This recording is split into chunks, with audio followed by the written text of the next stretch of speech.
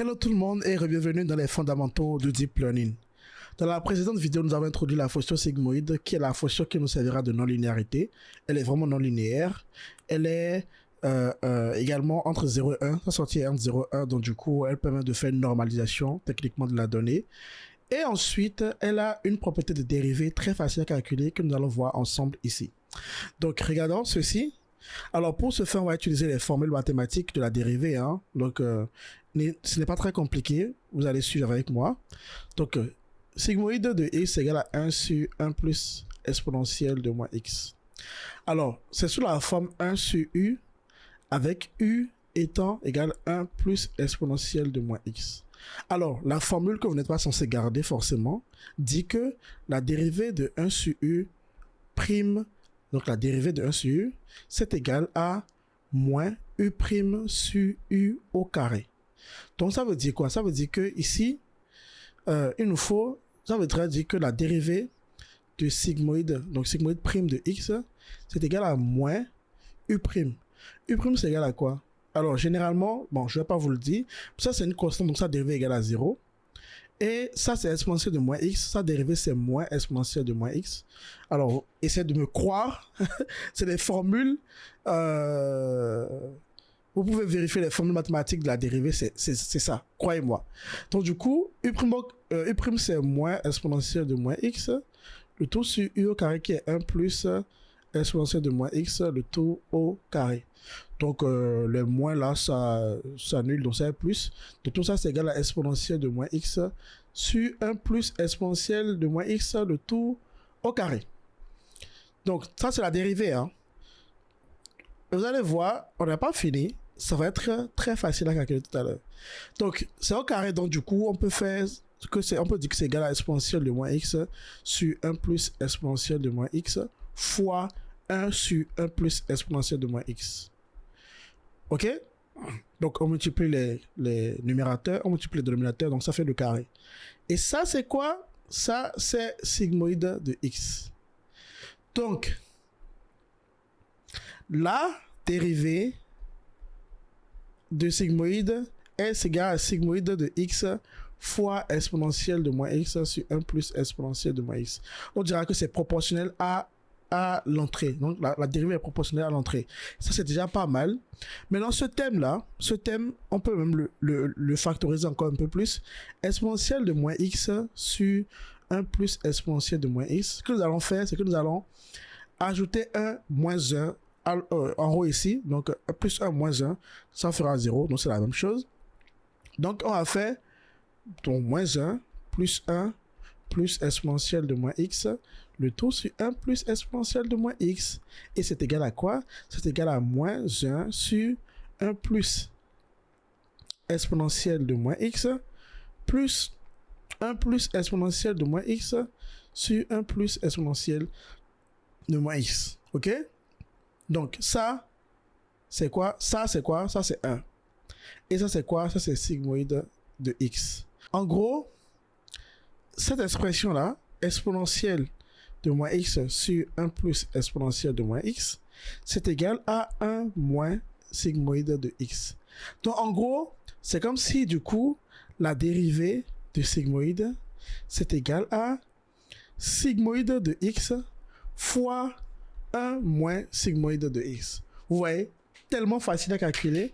Donc, du coup, si on devrait écrire sa dérivée, on écrirait quelque chose du genre, on écrirait alors d de s, si on appelle s sigmoïde d de s d de x, c'est égal à sigmoïde de x fois 1 moins sigmoïde de x. Vous voyez, rien de compliqué, rien de compliqué.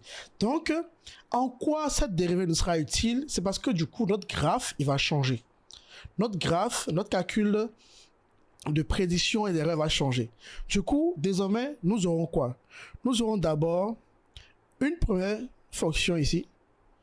Donc, on a là x, on a w, et ce sera un w1, puisqu'on a deux grosses régressions linéaires désormais. Donc ça, c'est le produit matriciel, donc dot. Ça va nous donner un m1, auquel on va ajouter un b1, ok?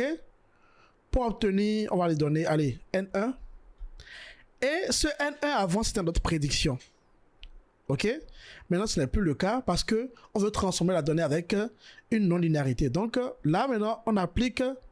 Là, il faut que je le mette en couleur pour que vous puissiez bien voir. Puisque c'est l'élément nouveau. On applique sigmoïde. OK? Donc, sigmoïde de X. Et là, du coup, ça va me donner... Alors, on va appeler ça S1. Ce S1 maintenant rentre dans un... Là, on a un W2. OK? La deuxième régression linéaire qui fera la prédiction. Donc, on a un produit matriciel ici. Et on ajoute à un B2. OK? Qui va nous donner finalement P. Ça, c'est pour la prédiction. Et P rentre dans le calcul de l'erreur, comme ça, avec le Y, pour nous donner le L. Du coup, avec ça, l'erreur devient une fonction encore plus compliquée.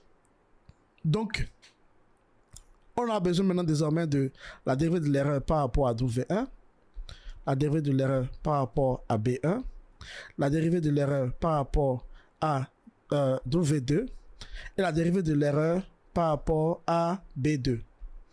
Alors, considérons le cas précédent de notre problème là où nous avions les données avec 13 caractéristiques. OK? 13 caractéristiques. On a dit qu'on a toujours autant de caractéristiques, autant de W que de caractéristiques. OK? Donc, regardons ceci ensemble. Du coup, si on a X en entrée, OK, qui a 13 caractéristiques, OK, supposons qu'on a ici 1000 maisons et 13 caractéristiques. Si on a un W, notre W par défaut, avant on mettait 13, 1. Et c'est la prédiction directement, puisque le 1 c'est le prix, donc 1001. Cette fois-ci, ce n'est pas le cas. Il faut qu'on transforme. Donc ici, on n'aura pas 1, mais plutôt le nombre de caractéristiques qu'on veut avoir après transformation. Supposons que moi, je veux avoir toujours 13 caractéristiques après la transformation. Donc, quand je fais le produit matriciel, je veux quelque chose qui sera 1000, 13, un peu comme le X déjà de base. Puis je fais plus la somme du B1, c'est toujours la même chose. Et quand on applique le sigmoïde, il reste toujours la même chose, puisque le sigmoïde est appliqué seulement à chaque valeur uniquement. Et donc, du coup, quand je reviendrai ici maintenant pour le W2, là, le W2, il peut être de la forme 13, 1, parce que c'est lui qui fait la prédiction et on a une seule valeur à la fin pour chaque maison. OK? Donc, c'est ce que je veux que vous gardiez. Si je voulais transformer les 13 caractéristiques en 12 caractéristiques, j'aurais pu mettre 12 ici. Si je voulais les transformer en 11 caractéristiques, je peux mettre 11. Si je pouvais les transformer en 30 caractéristiques, je peux mettre 30. OK? Et c'est ça, on vous explique généralement. Je suis sûr que vous connaissez cette notation des réseaux de neurones. Si j'ai si j'ai 5 caractéristiques en entrée, OK? Donc, 5 caractéristiques en entrée, c'est ma première régression linéaire qui transforme. Donc, du coup, ici, nous aurons, j'ai par exemple 5 caractéristiques encore. Donc, tous ces nœuds-là, ça, c'est une régression linéaire. Ça, c'est une régression linéaire. Ça fait des transformations. Puis, on applique sigmoïde. Puis, maintenant, on a une nouvelle régression linéaire, OK? Qui se chargera de faire la prédiction. Donc, la seule valeur que nous voulons. OK? Donc, là, on a... Alors, même pas... On peut même nettoyer ceci.